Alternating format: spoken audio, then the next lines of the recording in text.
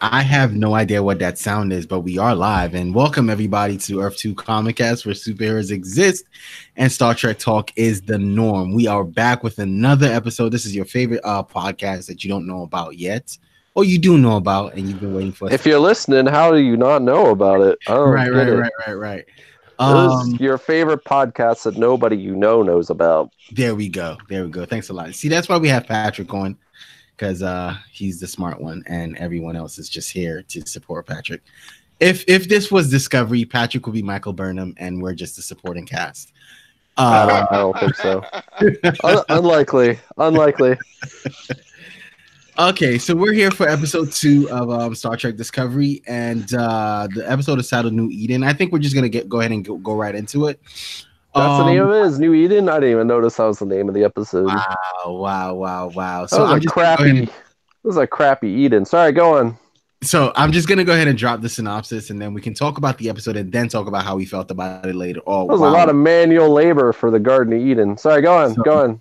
A new signal brings the Discovery to a distant planet, Terralysium, that is inhabited by descendants of human survivors of World War III. Which was fought on Earth 200 years earlier.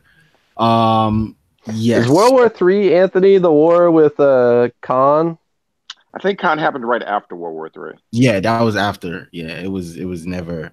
Okay. Because they rebuilt after the nuclear Holocaust waves. Because remember, this is taking place in the 60s, where everybody was going to die, and you had to hide under your school desk to survive the nuclear blast. Yep. All right, so I was trying to remember what happened in World War III according to Star Trek. So the premise of this episode pretty much is faith, or faith is one of the center points of this episode, or the central theme of the episode. And in my opinion, some of the best Star Trek episodes ever done have been about faith. This is not one of them. Hold on. Okay, fine. That's your opinion, and I'm gonna say this. So, in terms of me saying faith was the central theme of this episode, is because you have faith in a higher being, faith in your commander, faith in those you command, and even with Tilly, there's a bit of faith that she knows what she's doing, and you have to trust her. So that's, in my opinion, the central theme of this episode. That's because Tilly didn't have faith in Michael Burnham, who told her it was a good idea. I mean, once you have that, she should have known. But you know what's so funny? It's so funny to me how this episode has like very little to do with Michael Burnham and the altar of Michael Burnham, according to Anthony, where everybody on Discovery sacrificed to. So, but somehow Anthony decides to pull out. He can pull it out. He can make it happen. This did seem like an episode. Parts of this episode were about, oh my gosh, we can't solve our own problems because we don't have Michael Burnham with them. Oh, we have overcome that in this one particular episode. Like that was one little theme they were playing with, is our life has been so easy because we have the great Michael Burnham to solve all our problems. Oh no, we can't reach Michael Burnham. What are we going to do? And then they figure things out. Which, okay, that's cool. That's growth, right? But it's almost like they're acknowledging the fact that it's almost like the episode was acknowledging the fact that they were like a helpless crew without Michael Burnham. So it's almost like it's saying, this whole episode is like saying, Anthony was right. You see, but somehow I'm the only one who thinks that's not the point. Because, okay, so while the main it literally is the point, because at the beginning I sent you that message and I'm like, I cannot believe that just happened because Tilly has a really good idea, and then Michael Burnham like fixes her idea. And I was like, are you kidding me? Are you kidding me? But then it turned out the reason that happened is so that later on Tilly could figure something out all on her own. So they were like literally acknowledging the fact that Michael Burnham had been like this perfect problem solver, and this was the episode about, part of this episode was about them moving past that and being able to solve things without super Michael Burnham with them. So can I say one thing, right? One thing. So for those of you guys that watched Enterprise, and I believe this is about to like throw everyone for a loop. For those of you that watch Enterprise, you know who T'Pol is, and this is It's about to throw everyone for a loop because nobody watched Enterprise. I see a lot of T'Pol in what you're saying, because when I watched Enterprise and how it looked at Enterprise was, she just was the smartest person in the room, and she had all the answers, and she knew. But it's not about being the smartest person in the room. No, she had all the answers, and everything kind of went through her. No. Everything was kind of solved. Came up with good ideas and saved the trip multiple times. The engineer. Really. The captain T'Pol was too logical at times. Archer. T'Pol was too logical at times. You had people doing it was a lot of things that T'Pol could not do because that was not her field of study. Michael, nobody knows these characters. Nobody knows who you're talking about. Anyways, so like Michael Burnham and Alters aside, the main thrust of this episode is the storyline is we get another red signal, and this appears in the Beta Quadrant, where somehow human beings who escaped World War III migrated. The Beta Quadrant's like the only quadrant we haven't done much in, isn't that right? No, yes. Regular Star Trek takes place in the Beta and Alpha. They only say Alpha, but I think the Romulan Empire is on the Beta. I think I read that some of the Klingon Empire is in the Beta, but it's not where it's not where the Dominion or Borg or Voyager happened or any of that. Yeah. No. Okay. And so that's all Gamma and Delta. They discover humans live on this planet, and they somehow magically appeared on this planet that is too far for them to travel to, and you couldn't even warp there. Or this was, these humans and the signal have been going on before warp, and somehow, so it's like, so they spore drive there, and so they get to this planet, and they assemble a away team. Also, can we stop right there? Go ahead. Look how quickly they just got the spore drive up and running, and we're doing it again. Yeah, it was a big thing at the end of the last season that the spore drive was done. There was a whole thing. They made it a big deal. This is the last time we're ever going to use the spore drive. No, it wasn't done. No, they totally played it up. They played it like this is it. This is it. We're not doing that again. And then in this episode, it took them 5 minutes. But again, let's use the spore drive. And then they shut down the spore drive. Like some of the spores. They didn't shut down anything. I thought they pulled all that equipment out of there. They didn't pull any equipment out. They stopped using the spore drive because you broke because Stamets did the thing where he I thought the very first episode of the very first episode they allude to it. They said, "Hey, look, we're not supposed to use the spore drive because X, Y, and Z, but this is a special mission, and because it's a special mission, we have special permission from." No, they said that in this episode. But I'm saying when Tilly was talking about she was drunk. That was in the last episode. They did that in the last episode. They didn't just do it now. They've been done that. In the first episode. Yeah, because how were they able to get to the asteroid and to do what they needed to do in the asteroid field? Oh, you're right. They did jump last episode. Yeah. Right. But didn't they say they moved a lot of that equipment out of there? No, they never said that. What Tilly was saying when she came to Stamets was, hey, I want to give you a bigger lab. This person has 2 floors, and that's when. Okay, well this is the red angel I'm going to die on. This is the red angel I'm going to die on. Wait, they didn't jump in the asteroid field. What are you talking about? They popped in and they popped out. They popped in and popped out. How? When? To get the asteroid, because he said you only had a couple of minutes, and he said, "Run, Mr. Stamets." Yeah, that was in this episode. No, it wasn't. Yeah, because they had to move all that stuff. The ring that was. He's actually right. This episode, they used the jump twice. Either way, it doesn't make sense. But it does because it was explained, and you just don't want it. I don't remember using them to jump drive at all in the last episode. Yes, we did. If you go back and revisit, if you revisit the episode, they'd used it twice actually. Oh, okay. Okay. Anyway, so we jump to the quadrant, we jump to the planet, and then they assemble a away team. The away team is Pike, Burnham, and Awashikun. And the reason they assemble Awashikun is because she grew up on a settlement planet or a settlement type thing, so she knows how to, hide in plain sight. It say like in this situation, she's best for the situation. That didn't make sense, but yeah, go ahead. How so? No, I don't think they said settlement. I thought they said that she like grew up in a what did they use a different term. It wasn't a settlement. I know. It's like she grew up in a cult. That's not what they said. Like an Amish community or something. Like it was an Amish community. Yeah, like you don't use power, and they don't use power. So let's go. We said you here. Yeah, exactly. That's the sense I got from it too. They didn't know who was down there. They didn't know if there was any black people on the settlement. But they knew down in the settlement. But they knew down in the settlement they didn't have power. They didn't have certain things. They knew because I mean they're up there and they can see it. So I don't know what you're talking about. Anyway, so they get down there.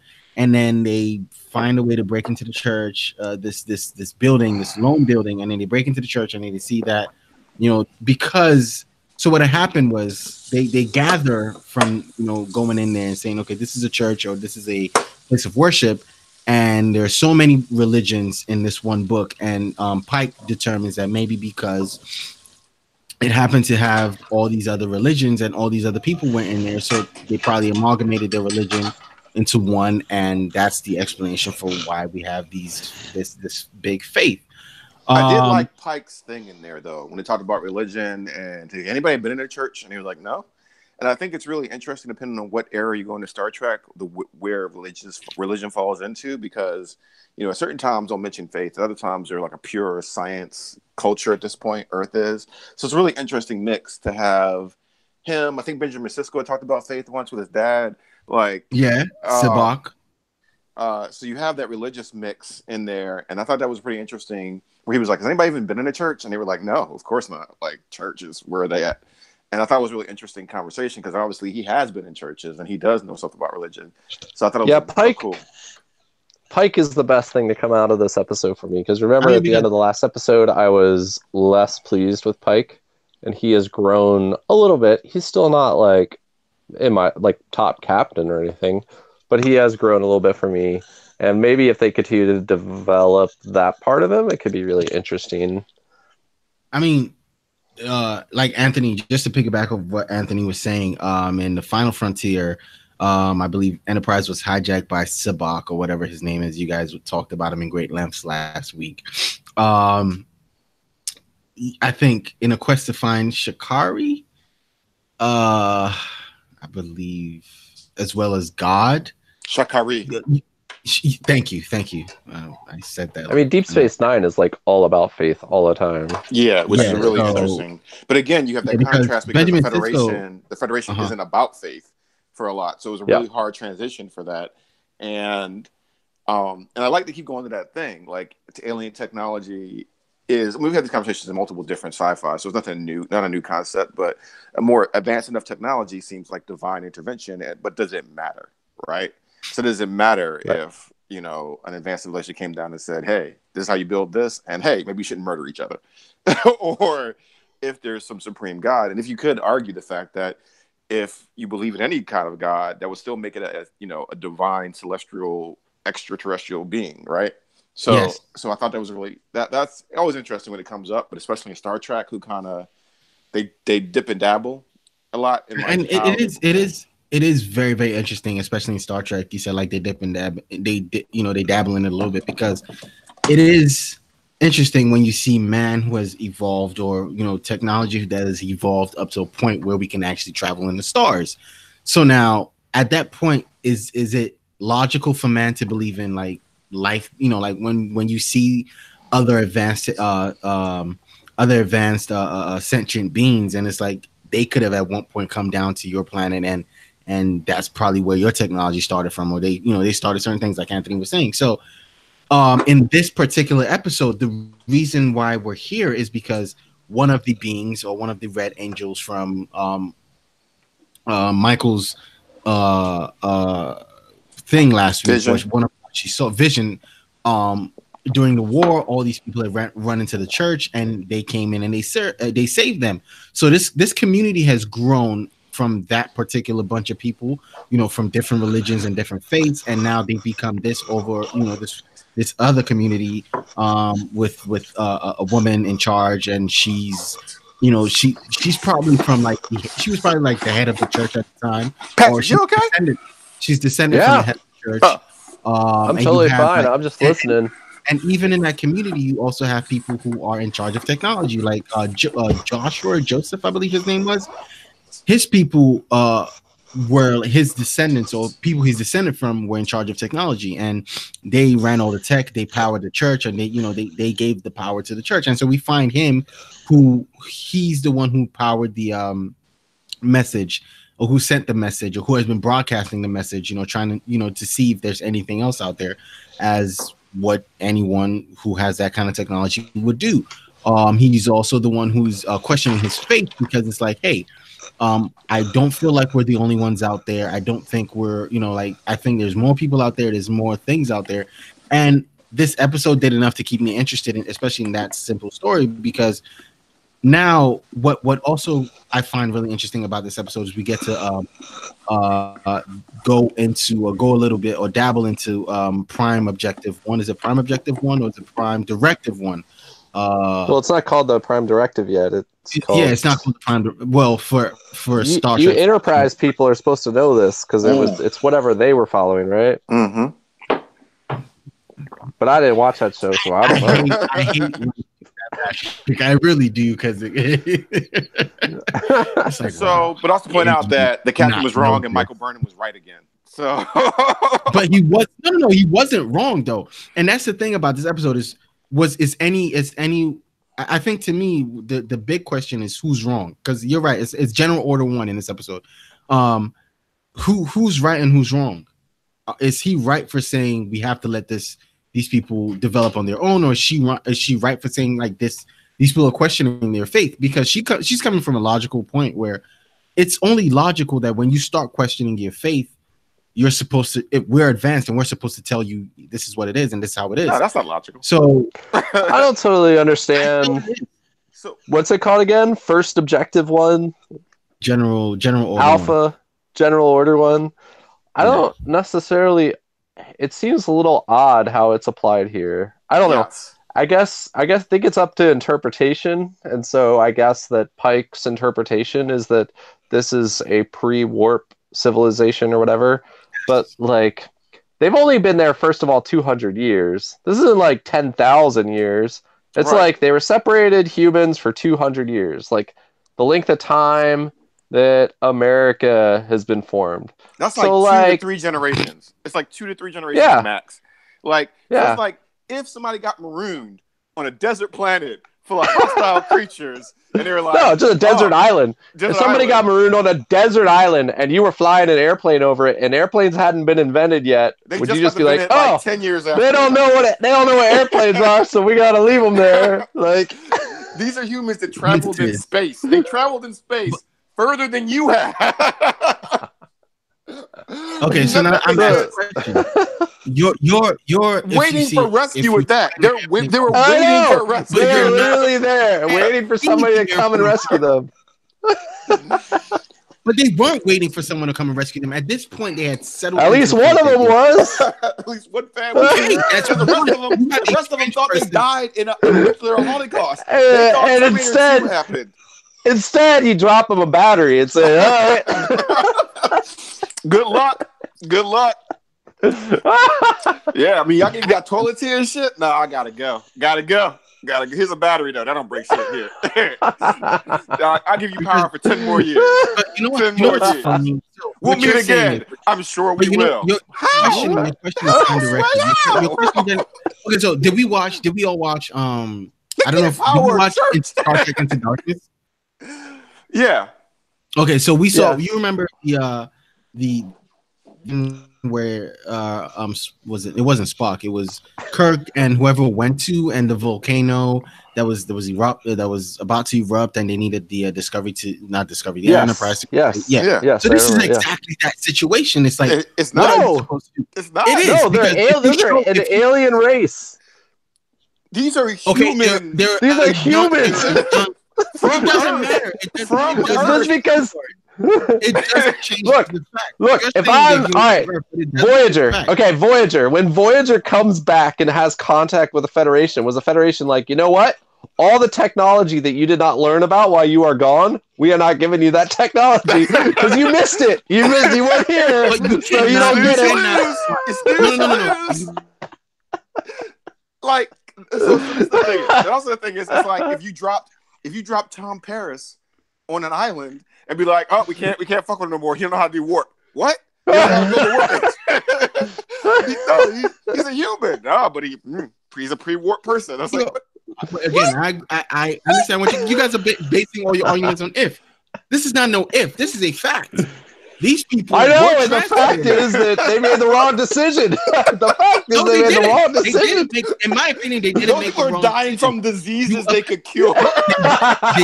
Are you sure about that? None of them died from paper.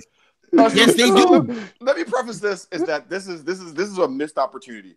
From what I wanted from a Star Trek episode was for this guy to be put on trial for like heresy or some shit, and that's when the moral conundrum comes up. And religion, and maybe their religion keeps them from being part of whatever is going on now or something like that. I don't know. Yeah, maybe they choose. Maybe they're like, we don't. That would be different. If they were like, we don't want to be part of this. We prefer the life we have. That is a very, very different. That would be and that would be a little bit more of an interesting story to tell too. Mm-hmm. Mm-hmm. Okay, so this is how I see it. Great. I know it makes sense because it's called New Eden, but I didn't see anything Edenish there that they might want to stay with. I gotta go back to work in the fields. He sounds like a slave from Roots. Like, you don't got the same hands we got from the hard labors we do, sir. Oh, Lordy. This is a young, in my opinion, this is young civilization. We're not going to. It's like. Okay. Somehow I don't like these white people telling me to pick cotton. It makes me wrong inside. No, but did you guys see? None of you saw a glass, right? So imagine. So what you're saying is you have this young civilization and you're just going to take them from what they know and just drop them, boom, in the middle of your technology and all your advances. It's not going to work. It's not going to work out how you think it's going to work out. So you let them evolve on their own. And that is prime directive. And that is the general. They evolved. They regressed. They had cameras and spaceships. And now they can't power a church. Mo, if who said they had? You said spaceship? They didn't have spaceship. If I dropped you 500 let me ask you a question. Let me ask you. If I dropped you 500 years ago, you wouldn't know how to build shit. What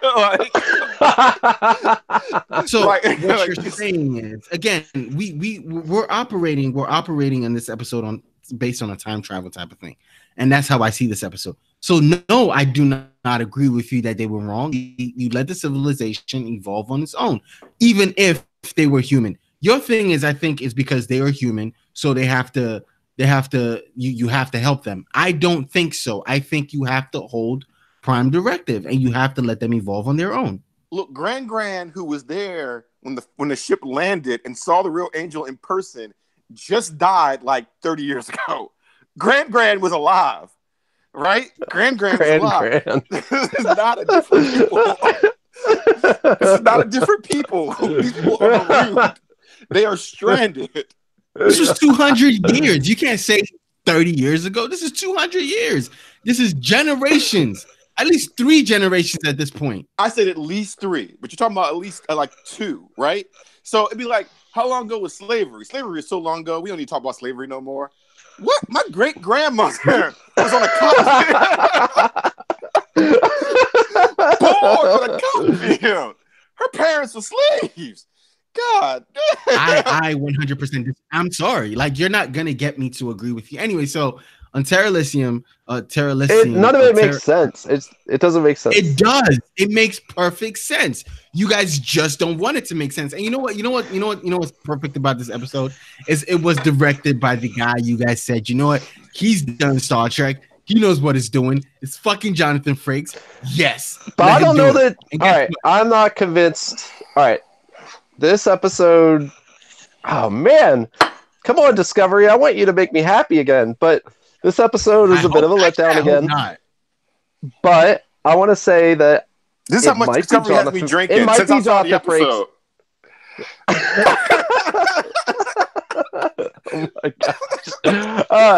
It might be Jonathan Frakes, but I think it's more likely the writers. I mean, Jonathan Frakes is given a script, and he has to run with that script. Now, in television, directors do have a lot of freedom, and that's true.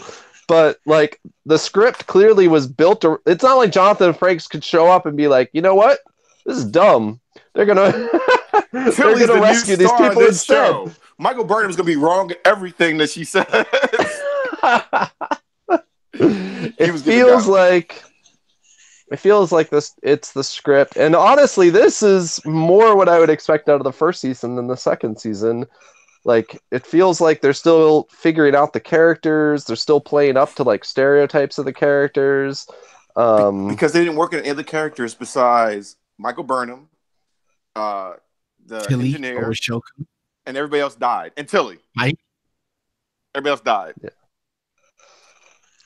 Who? So I don't know. All right, so this is my thing. So we haven't even gotten to what my actual issue with the episode is, which isn't all this. Although they should have rescued him. My actual issue with the episode is that, like, okay, my actual issue with the episode is they're not making a strong enough point for your point, Mo. Like, they didn't make that case very well. If they had shown up at this planet and it truly looked like a full society, right, that was functioning, and like it felt like more than just a church and some houses. It looked like a town from X-Files. When he was like, we're from up north. I wanted him to say, there is no up north. This is the only. There is no. What do you mean you're from up north? There's like 50 of us. And we know how we got here. But it's a really underdeveloped society, hang on. This is my big point. You talked for like 2 hours. I'm going to talk for 2 minutes here. Listen, Star Trek's strength often is in like alien societies and alien like you always feel like there's more going on under the surface. You feel like there's always stuff going on off camera that you're not seeing, like that. You may only get to know like 3 characters in a society, right, in the alien society or whatever, but you believe there's more. Look at Discovery season 2. Look at when they go to the Klingon world. Look at like how layered how many layers. How you felt like you could look deep into the backgrounds of those scenes and see other people doing things and more society occurring around it, right? And even I can think of Deep Space Nine and Star Trek Next Generation episodes where they land in planets that are small population planets like this is, and there still is a sense of society. And this episode severely lacked that for me. Everything felt like if I looked off camera, I was just going to see like plywood scenery and people sitting around in like director chairs. Like it did not feel like a full world. And there was everything that existed. Here's a big part of it. Everything that existed in this world, every part of their society, every belief they had, everything about them existed to serve the plot, which is not how things work, right? Like if I land in a planet, the planet does not exist for me. It exists, and I have landed on that planet, right? Right. And this whole society felt like it existed purely for the sake of the plot of this episode. What's the TNG episode where Data loses his memory and they come down? He's like, oh, he's a mountain man. That's why his skin is so pale. And he has a really strong strength. And you felt like there was a school going on. There was like blacksmiths and artisans in the background. They had a different like clothing look. It was all this stuff going on, and that was pretty much this episode, but done better. Except there was no conundrum about whether to rescue them.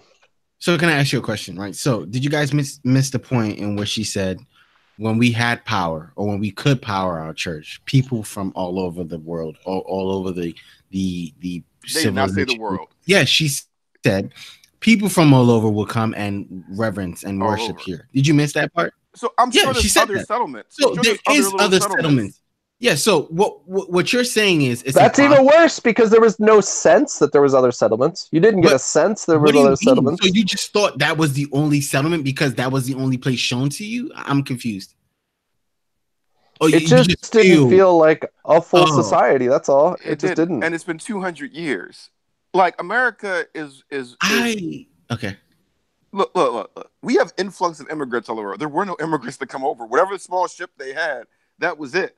It was 200 years. It was 200 years. It was 2 generations. There didn't seem to be any deeper stuff than that's a church. I guess we saw some of the stained glasses that depicted other religions, I guess, but I didn't really get a sense the that there Bible, was a deep. And another thing to me, right? But even their religion and their faith, it was all built to serve the purpose and theme of this episode, rather than like. So your main problem is the fact that everything that happened in this episode happened because of the main plot, right? Because my problem is that everything in their society existed to serve the purpose of this plot. There was nothing about their society that is not connected. It is like just part of who they are as a people, right? They're just. Yeah, it'd be like they spoke English, like regular English, like dialected English. There were no because they're yeah. Okay, so their identity. They mentioned that in the episode that they speak the standard or whatever, but it kind of makes sense because they're only 200 years old. Of course they do. Right, that's not a whole. They're still human people, just stranded. That's part of their your civilization. Identity is based off the fact that this angel-like figure, when they all ran in the church, saved them. And now we go in the bigger plot where last week, this red dot, all right. Sent us to the spaceship. Let's move forward. If we all get in a car, we drive down to Salt Lake City and we hang out with a bunch of Mormons, right? Okay. Let me tell you, every aspect of hanging out in Salt Lake City is it's an angel who came to John Smith or whatever. It's all like there is more to their society than just the angel that came to John Smith or whatever his name is. Like I can't buy alcohol when I want to. Like so, that's like almost exactly 200 years ago as well. So it should look just like that.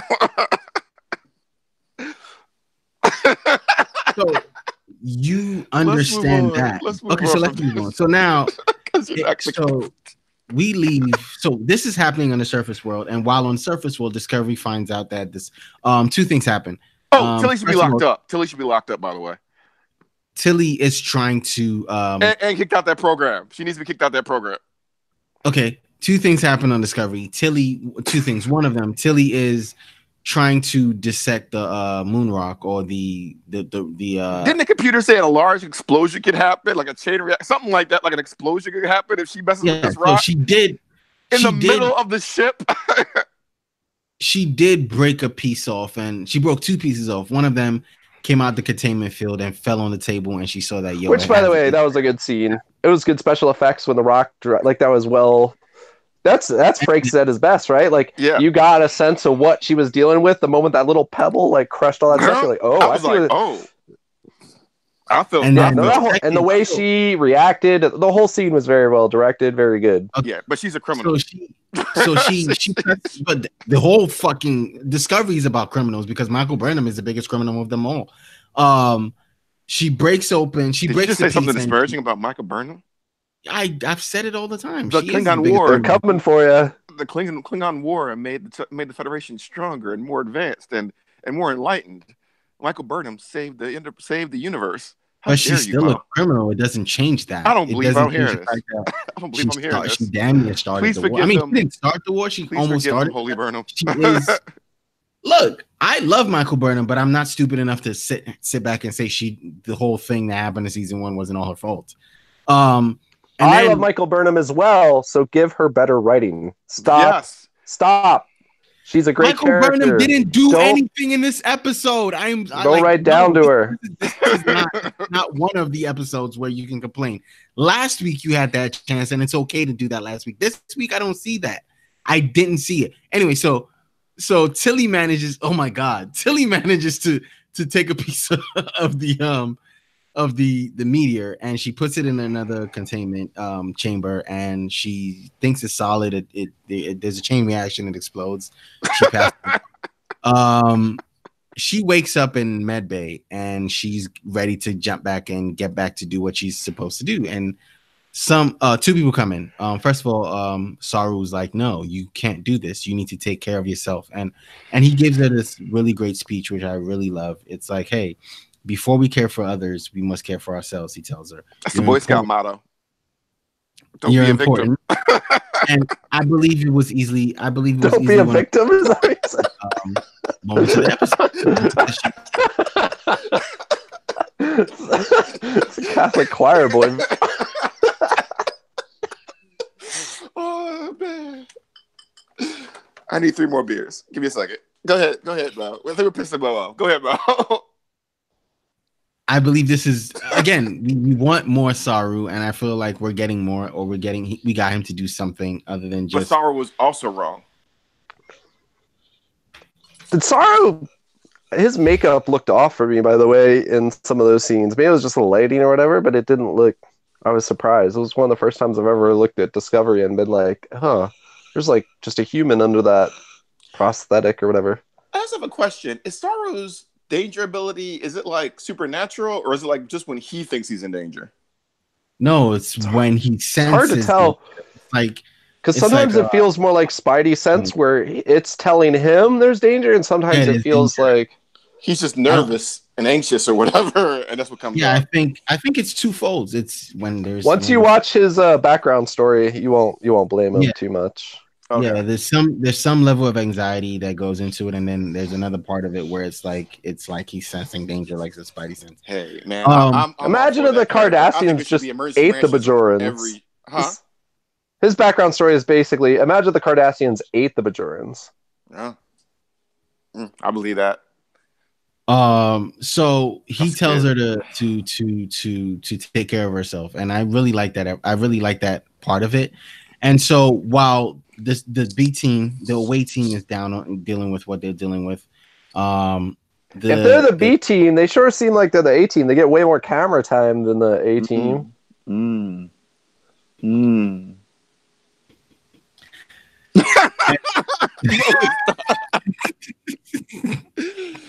Okay, so we go right over the moral dilemma that it's the whether we should help these people or not. Saru was wrong. Why do you think he was wrong? That's what the plot said. I didn't say. I'm not saying I think he's wrong. That's what they said at the end. He's like, maybe you should disobey my orders more often. Was his last line in the thing? Was the last line? Oh, I thought you were saying. Were you saying that point was wrong? I'm saying the story said he was wrong. Like the story said that. That's pretty standard fare. Like commander tells you don't like rest, blah blah blah, and then Plucky, whoever. That's true. Except disobeys orders, and except if you're some people, you get hit with an asteroid. So other people don't. No, I'm sorry. Go ahead. So we find out that there's an extinction level event that's about to happen. I think pieces of one of the rings of the planet was, which I assume is like a hint to the fact that these Arn red beacon things plus Angel have intelligence, right? Except, all right. So stick with me here. So they send out. Oh, this is like a brand new beacon, right? It just appeared. Yes, that Spock is known about since he was a kid. But yes, but there's a bunch of other beacons that are just out there, right? Right. Yeah, they don't know where. Okay, so the thing is, I think Pike saw them. I think he saw 3 of them, and so now Michael. With the help of Spock's dream drawing or whatever, has shown that there's more than 3 big beacons, and they don't know how to get to these beacons except for now when the beacons sometimes flash. Say with last week's episode when the beacon kind of told this asteroid belt, the ship there. What they're alluding to is the fact, because they said it a couple times in the episode, like maybe this is why we're here. So the Red Angels knew that out of all the beacons they were going to pick this one. They knew they were also going to just randomly take a chunk of asteroid that was going to save the day in this one. And they also knew that they were going to disregard their Federation orders to use the spore drive to get to the furthest one they couldn't get to in a generation using warp. So I suspect that the Red Angel is smarter than they are and knew that they were going to come out there and rescue these humans. But then it was like, you left them? You left them? That's what I think happened there. Like, I saved these people who are your people. You now have the technology to get to them, to rescue them. Here, I have brought you to them. Anyways. That's a good point because the last. So I'll ask you. Hold on. Okay. The last red beacon was also stranded a Federation. rescue mission. Stranded humans and other aliens, but stranded humans. This one was stranded humans. Are humans going to be at all the points? So I ask you. No, I think no, because I think the next episode has a bunch of Klingons. So I'll ask you this though. So we are. So you save this whole, because again, this is not just one settlement. You have more than one settlement. You have a bunch of other settlements. They were not supposed to rescue them. They were not supposed to save them from the planet. They were supposed to save them from the extinction event. In my opinion, that's what was supposed to happen. But I'll ask you this. So they save one settlement. And what about the other settlements in that world? I didn't even know there were other settlements, so I need to, I guess, go back and. So let's say there's 5. Let's say there's 5 settlements. There's definitely more than 5 settlements. From the north. There's definitely from more the north. than 5 settlements. With let's say with more than 50 people each, right? So Discovery can still hold. The Discovery, as we saw in the last episode, has spaceships flying in the inside of Discovery. They have more than enough room to rescue that whole settlement, that whole planet. No, they don't. Oh, they totally do. They totally do, especially for a mission, especially for a short jump. It's not like they need to live there; they just need to jump them and take them while you're on a mission. So let's just imagine this: they rescue the planet, right? Mo, you just arguing to argue now. You know that they could put those people on Discovery and jump them back with them. So while we're on a mission, while we're doing what we're supposed to do, we're supposed to leave our mission, take you back to Earth, and then return to mission, right? Yes. No. Because you literally can jump anywhere in the galaxy in a matter of seconds. The only reason why we were right, you can make 3 trips. You can make 3 trips. It takes 3 trips. The only reason why we were approved to use the spore drive was because we were using it for this mission. We're not doing no side missions with this. This is not a side quest. How is it a side mission? It's literally part of their mission. No, it's not. Part of your mission is to discover what the red beacons are. Yes, we saved a Federation. So you're telling me if they spore jumped all those humans back to Earth, there was no need to, because Earth would be like, "What are you doing? Use that spore jump drive to save people." Rescue the planet.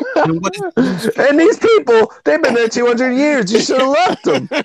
Yes, if we can rescue the planet, why are they still here? Like, what's the use to rescue them? If we can actually save the planet from Dr. McCoy lived to be like 130, as far as we know.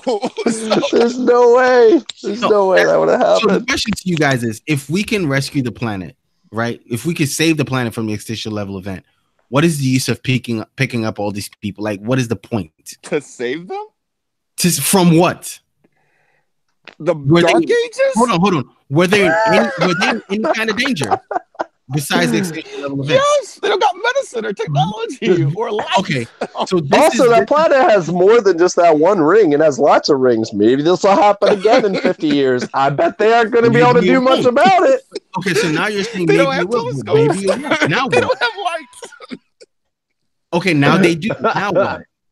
There's absolutely no point to get these people out of there. There's 0 point. I don't see a reason. You are cruel. You know what? That's why I would have been on Pike's team. Like, no general order. There's no need. All right. For what? There's absolutely no mission. I'm on a mission, and we're here. We saved the planet. Fuck these people. Let's keep doing our mission. Damn. I think that you need to get Section 31. You need that Section 31. No, seriously, you're on the wrong show, man. You need to go hang out with Michelle Yao. Yeah. But again, Discovery isn't okay, I guess. But I'm sorry, I don't see a reason to save them. But you guys want to save them, and you guys want to do a human. So I have a question, though. I have a question. Go ahead. And I'm sorry, Anthony is going to be a little bit lost here. But isn't the guy? What's his name? David? What the human? The black guy, the old guy, the scientist guy on their planet. Josh. Joseph.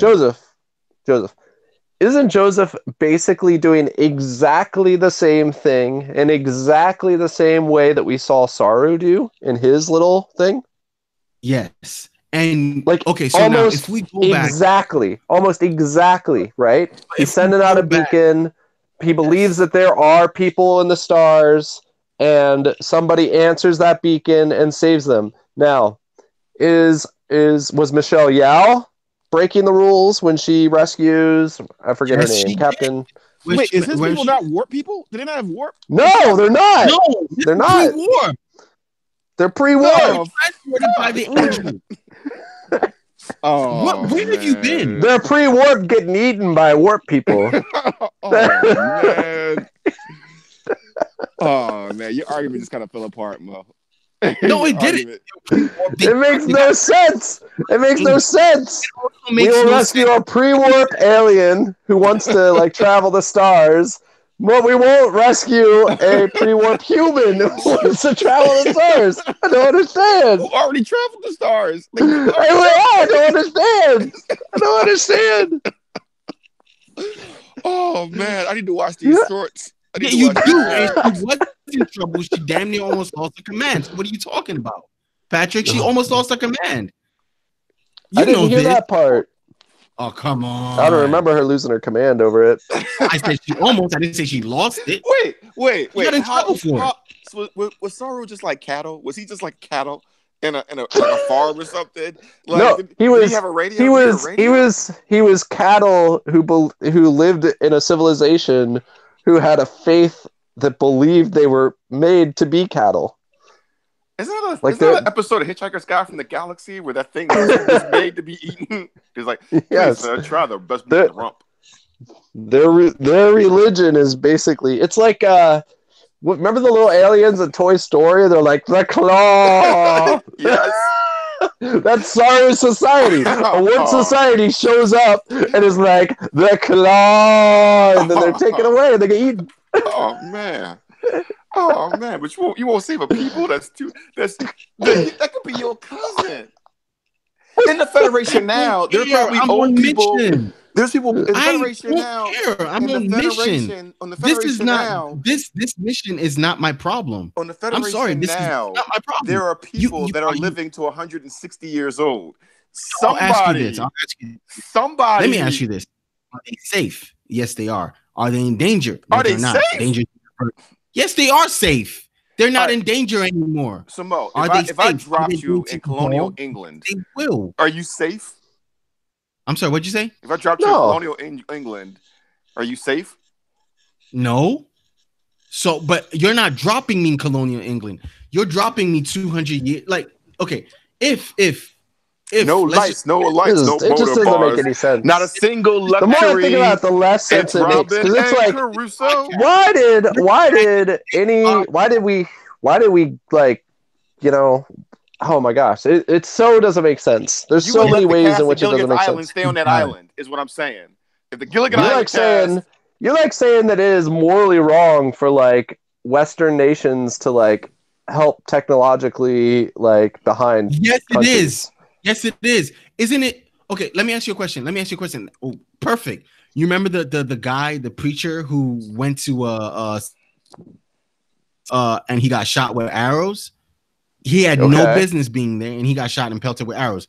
But did Sony have no business setting up cell towers in Africa or whatever? No, they had no business. But what you're saying, Mo, is that another guy. I can't even imagine Africa without cell service. But Mo, you're saying 50 years ago, you're saying 50 years ago, people crashed on that island and thought that the rest of the world was destroyed in nuclear fire from the Cold War. That if we found them, oh crap, dude, no, we're good is wrong. Right, it's kind of like that Japanese soldier that didn't know that the war was over and was in the Philippine mountains for 60 years, still killing people. And every time they told him the war was over, he didn't believe him until he brought his old commander out. No, we don't. Writers, listen to me. Discovery writers, you can do better than this. You can do better. Or at least focus on the moral dilemma. Stop. Listen, you have not even a once in a lifetime, chance right now, listen, there are many, many, many, many, many talented writers who dream of ever writing a single Star Trek episode. And you are writing Star Trek right now. You have this opportunity. Stop phoning it in. You can do better. That's all I'm saying. Stop phoning it in. I agree. You could do better. I don't get it. I had no problem with Pike saying no. We're gonna maintain. It's so funny. It's what's really crazy here is so Pike didn't do what Michael wanted him to do, and he's it's like somehow Michael is at fault for this. No, at the end he did do what you wanted him to do. No, he didn't. He went and talked to the guy and said, "You know what? Fine, you're right," and he left him a battery. But guess what? He still kept. Fine, he said, "Look, you're right." He said, "Keep this to yourself. Don't and evolve on your own. Evolve on your own time." But how does he keep it to himself? The church lit up. He didn't listen to that part. Okay, he connected. He found power. He found a power source. And when he saw that ship disappear, that man was crying into his pillow for months. He never saw the ship disappear. He saw maybe the rest of his life. Every morning he wakes up and he's like, "I had one chance and I could not convince them." I hope we meet again. We will. I should have jumped in that transporter beam. Right. Why did I not jump in that? I wanted him to jump and grab him. I wanted him to run and grab him. So I know. Too. Because once that chip was gone, I mean, they're in the beta quadrant. It's gone. It's gone. They're gonna be found by Klingons or Romulans and enslaved at some point. Eaten. Yeah, and eaten. Yes, and eaten. Oh my gosh, he condemned those people. He condemned those people to death. No, he didn't. And disease and ignorance. See a bunch of Klingons showing up and be like, "Hey, there's some humans out here." Oh, they're pre-warp. We're pre-warp. We can't. But apparently, so what you're saying is because it's funny. Everything has happened. Everything has happened, and they find these people. Nobody. It's untainted. Nobody's been there. No other person has been there. What do you wear? Who's in danger? All I'm saying is if this is the hijinks that the Federation was up to by a real serious time, they deserved Khan. They deserved him. They did. And again, the island you're talking about in real life, Mo, they've been there for thousands of years. They are a completely separate culture from anything else. So were they ever part of greater? Were they ever? It's not like Americans who landed on that island and then right. 200 years ago, 200 years later, dude rode the boat and be like, "Hey!" They still spoke Or you mean English. like Christopher Columbus discovering America? Oh my gosh. Well, like Christopher Columbus discovering America, right? That's how you see that. I don't get it. That's not the same correlation at all. It is the exact same correlation. These are people who are. I was so hopeful we wouldn't go down this route with this episode, but here we are. You can say, "What about this? What about?" I can throw any "what about" or "what if" because we are playing the "what if" game at this point. Because you're so defending this. I can't believe how much you're defending this. Hey, Patrick, if you got lost on an island, be pre-internet. I'm not calling Mo. I ain't calling Mo for help. I'll tell you that. They might as well be a separate species by now. They don't know what Twitter is? Oh, fuck out of here. Matter of fact, so let me ask you the question, right? So Aquaman, right? The Atlanteans. So do we feel we have the need to go down there, and tell them, "Hey, you guys don't know what Twitter is"? They're not stranded. They're not a stranded lost civilization. They are human beings, though. They were human beings, weren't they? They were once part of the Earth, and they fell into the sea. Look, man. Or are you going to go to Wakanda? What culture? Are you going to go to Wakanda and tell them, "Hey, you guys don't know what Twitter is"? That's not the same thing. It's not the same thing. It is the same thing. Do they not speak standard in Wakanda? We are the left Wakandans in Black Panther. We are the left Wakandans. And yes, Wakanda should come and get us. Why? Please, Wakanda, come get us. So it's funny, right? That's the argument you made, Mo. That's the argument you made. I don't like Wakanda because they have that old barrier rich city thing. That's the argument you made. Yes, come get us. give us the technology. We are dying from cancer. From cancer. And they're not. Help but us. These people are not dying from anything though. Who has died from? They don't got medicine, Mo. They pray for wounds. Their biggest their medical knowledge was take them to church and pray so the wound will close. And I kind of hated how stereotyped all that was. Like Michael Burnham's like, oh, we're gonna run him to the church and like pray over his wounds, and everybody's like, oh yeah, sure, totally, right. And everything was like, it's like they would just make up lines on the fly based on their like stereotype impression of like these people, and it was always right. They were it was like they were like, and so because people of faith are stupid. And you've had God on the end of it, and they go, yeah, again, right. If we take a road trip down to Salt Lake City, and Anthony gets shot, which is likely because he'll be like the only black guy walking on the streets.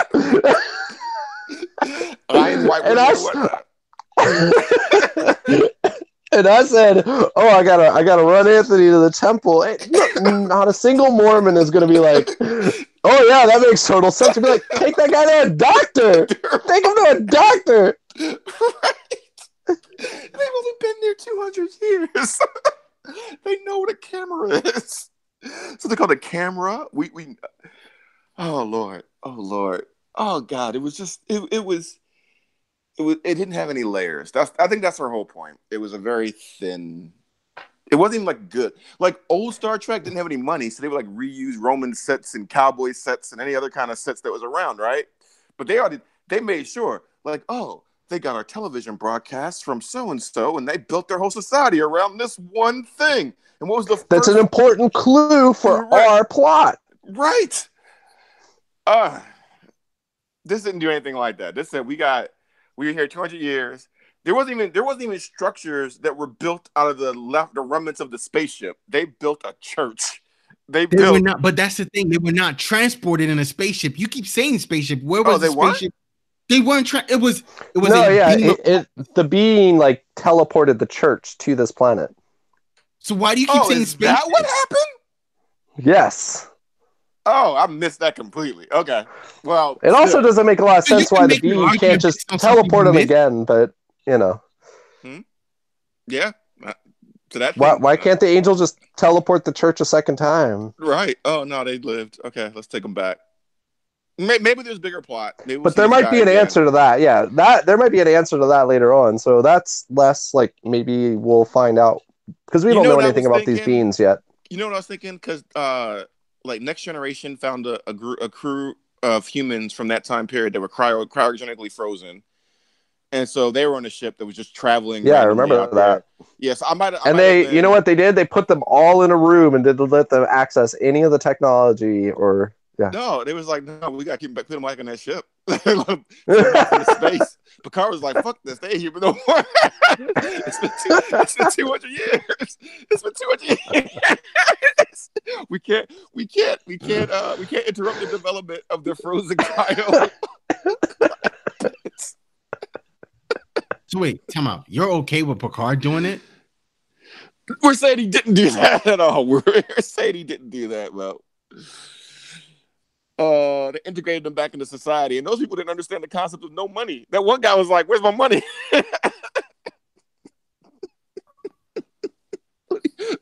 What you mean enlightenment? I work for enlightenment.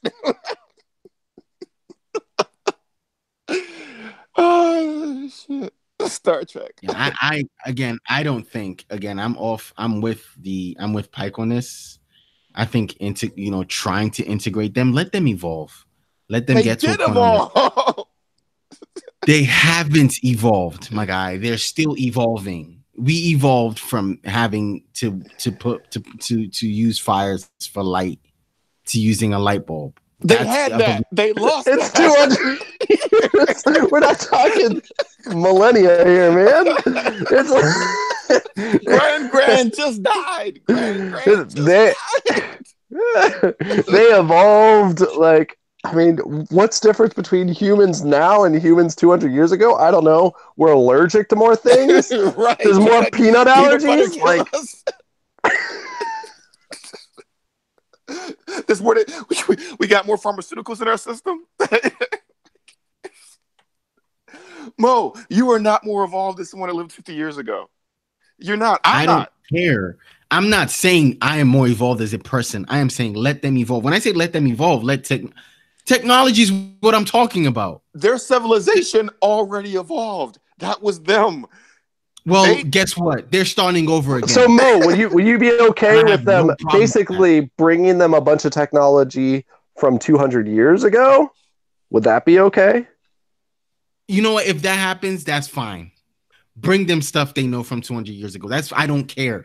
But leave them there. They have no purpose coming on the ship to be saved. If you save them from the planetary destruction, they're okay. How you can go green of you. They have no purpose. They can't feed the machine. They have none.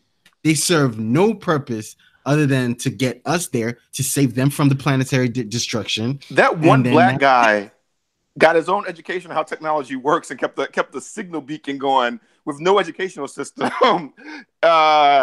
He can learn how to use a transporter pad. He can't build one, but he can learn how to use one. I don't know how to build this cell phone, but I can use it. Guess what? It didn't happen that way.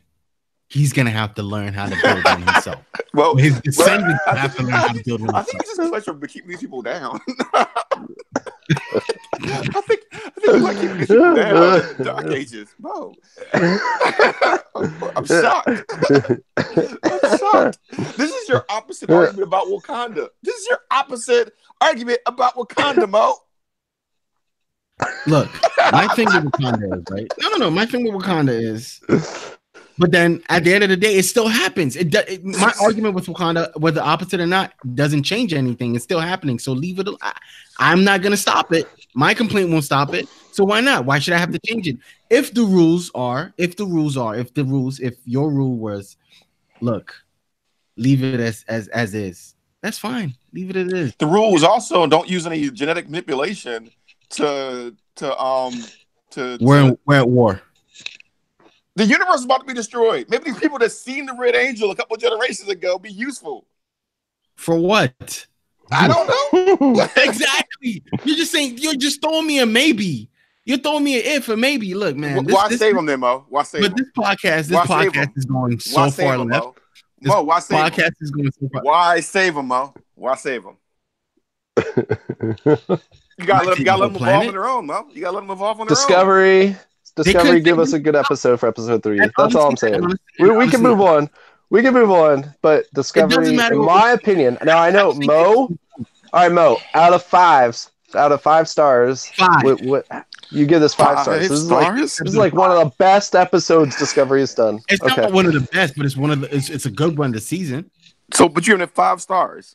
Out of 5. 5 stars. There are a lot of 5-star episodes from last season, if you ask me. I mean, I don't disagree with that. I think there are several 5-star episodes from last season. But you're saying this is not one of them. Saru Short is a 5-star episode. I mean, the other Jonathan Frakes episode is definitely a 5-star episode. Yes. Okay. Damn, Mo. All right. Damn. My favorite director is coming up next week. All right. Well, hopefully they can direct better. He was already great. Hopefully your director literally walked into the writer's room and said, "Wake up, director! Cut it out! Stop it! Stop it! You over there! What is this trash?" Stop and it! Threw the script across the room and was like, "Try it again." Watch every episode of every Star Trek there has been, and then you can write an episode. No, and then they'll be like, what about Enterprise? Every episode of Discovery. Star Trek, not Enterprise. Watch Star Trek. Just watch every episode of season 1. Can you give me an episode at least as good as season 1? Thank you. And then walk out. It was very good. So, all in all, this is again. So two podcasts in a row, 2 divisive episodes. With Mo being on the side. I mean, the first episode was divisive by your own terms. You did that to yourself. Why? You didn't like it. You thought it was bad. I thought it was divisive because you left us. Oh, come on. Are we still on this? It's only been 2 weeks. It hasn't been 2 weeks. It's going to be a while. Damn it's going to be a while. I really am sorry. I talked to Anthony about this. That's all we needed to hear. That's what we needed to hear. All right, I forgive you. So, wait, how about I'm not the only one? How about I'm the only one who's not on video? Because last week you were making nothing but excuses. Right. I was. There was I'm sorry. Yeah. You're right. No, I am sorry about a couple weeks ago, and everyone kind of missing the best season premiere event ever of all time. Well, at least people we usually go more into detail about the episode and directors and name and everything. I think we should get past that. And I don't think we could get past certain things in this particular episode, right? That's why I said So what were some good things about this episode that we liked? What's some good things that we liked about this episode? I really liked Tilly's development. It gives me hope that they are acknowledging some of Anthony's issues with Michael Burnham and that they're trying to change that about the show. So I think there's potential there. I also liked that they even developed Anthony's favorite girl a little bit because she did a donut in the episode. And I am curious to see what's going on with Tilly being crazy and imagining her like kindergarten or first grade friend. That was interesting. That was some interesting stuff. That's a pretty interesting stuff going on there. And I am curious to see what they do with the dark matter. And I really like the meta plot, the MacGuffin or whatever, of them jumping around to see what's going on with all these beacons. I think that is going to give us, that could give us a lot of what people complained about in the first season of Discovery, where we're not kind of discovering new things and the meta plot is just like one long story. I think we're going to get a little bit more episodic content as they jump around to these beacons, and we could get some good classic Star Trek. This episode could have been that. It really could have. All they had to do was develop out that society and the moral dilemma better, and it could have been an excellent episodic go to a planet and deal with an issue at that planet episode. It just wasn't done well. That's the problem. So I think there's a lot of potential still ahead for season 2. I haven't given up on the show by any means. And so, yeah. And Pike grew on me quite a bit this episode, even though he was wrong. Yeah, even though he was wrong. I like how he carries that weight. You're right. This was the time where they phased in for a little bit to put the meteor out there and do the donut. So I don't remember what they used the spore drive last episode, and I guess they did use it. Yes, they did. They used the spore drive to get to the actual beacon because they couldn't get to the beacon because it was going to take them. I think was it this one that was going to take them 35 years? I know. No, that was this one. So, they definitely did use the spore drive because Stamets had to use it, and then at the end of it, they were like, "Stamets, run." I do not remember them using the spore drive at all in the first episode. Me neither. It was this episode he did the donut, but either way. As always, the special effects are top notch and where they spend the money at. You can tell where they spend the money at, and when they do spend the money, it's some of the best looking Star Trek we've ever gotten. And this episode wasn't about the special effects, which is great. Yeah, that was my problem with the first episode. It literally is just that they were doing what Star Trek does best, and they didn't do it well. Right, because again, where was the moral conundrum? Where was the exploring the is it right to take these people off? What are the implications? Because the society was so stereotypical, there was also no sense of wonder and curiosity and interestingness about learning about them as a society, which is one of the most fun parts about Star Trek. And you see and there should have been some value in keeping this society the way it was and having that counter argument, right? So there was an episode of Deep Space Nine where something weird happened, and there was some kind of time loop where, in one reality, they crashed, and over 100 years they built up a little community, right? So you had descendants of Dax, so some of the kids had spots on their face. Odo had learned to make a real face, and there was a subculture of Klingons who not all of them had Worf's blood, but some of them was talking about we had the spirit of Klingons, and they didn't plow fields. All they did was hunt. And you had the O'Briens, and O'Brien had to deal with the fact that he married somebody else after so long, and he was like, I wouldn't do that, and then he had to meet his great granddaughter or whatever, and it was like, oh, that one episode built up that little community with all these different sectors and these different subcultures, and they had to argue, well, if we leave this planet and we make it back, these people don't exist. And they had to argue with the fact of would they give up their lives to make sure these people had their life, and it had only been like 100 years or something like that, right? But you see the moral conflict. Because Star Trek has never been a big budget show. Star Trek has always been a low budget show, right? To do the things they want to do, yeah, and you can see that you had to build that up with good story and good characters and good development. And when you and it's almost that George Lucas effect. If you have less to work with, you make more, right? Or not even, I want to say George Lucas. I'm not picking on George Lucas, but that thing where in horror movies in the 90s were really bad for a lot of ways because they would just show the monster, and you didn't always have the anticipation of what your mind would create. They had to make more things of building up the suspense.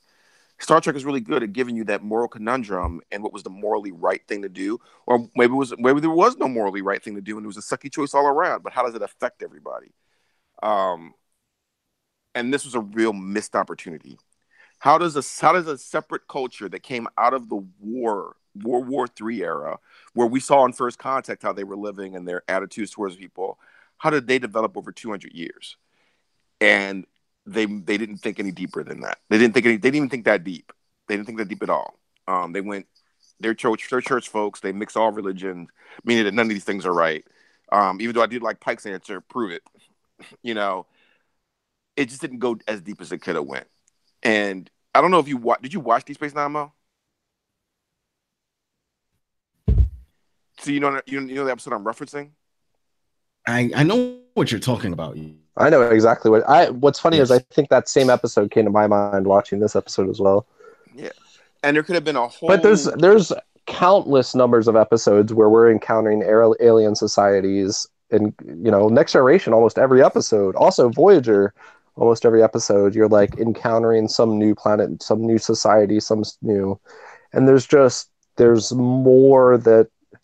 And it was even easier for them because they already have the history of these people mostly built up, and they still didn't go that last step of what's different about this humanity. I don't know. It just for me, it felt empty. It felt hollow, and it felt like all I had to do was look, to the right or the left off camera, and I could tell I was on I don't know, that there wasn't a society happening around us, and so and which is funny because. Star Trek would just have a map painting of a civilization, right? So you have a map painting, and it'd be showing a village or a market or something. But somehow that gave more depth than this did. Who I assume have more money, who have more money per episode than this. But who knows where they spend their money? By a lot, so a ton more money. Right. So I for what this was compared to the other things that this mimics in Star Trek lore.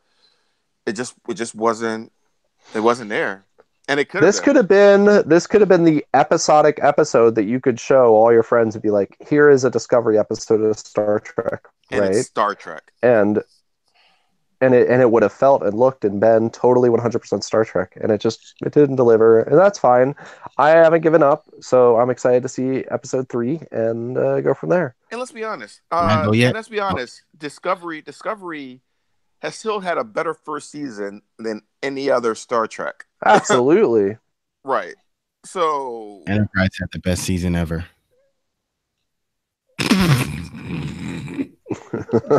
But the worst pilot ever. See, this is where you try to have an olive branch and people just smack it out your hand and wonder why you can't work well. You try to have some common ground there, and they gotta throw their own little religious bias in there. All right, I gotta go, guys, but Oh, we talked that long? Is it that time? Wow, I didn't even get to go, but it's fine. No, go ahead, Mo. Go ahead, it's fine. I'll get to go next week. Go, Mo, go. No. Did he leave? Oh, he went. He just he's like, screw you guys, I'm going home.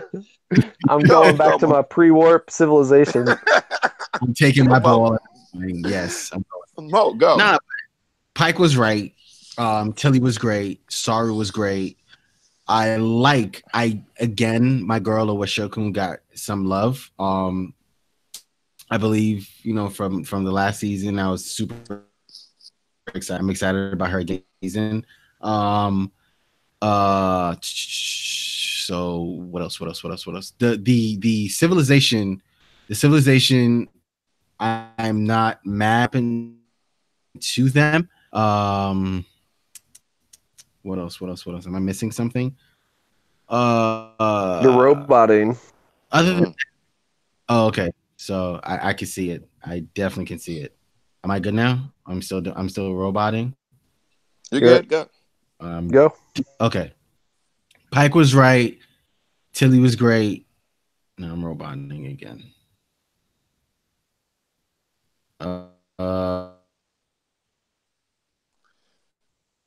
We're experiencing technical issues, difficulties, and it's not because I'm being triggered by Pike was right. Was...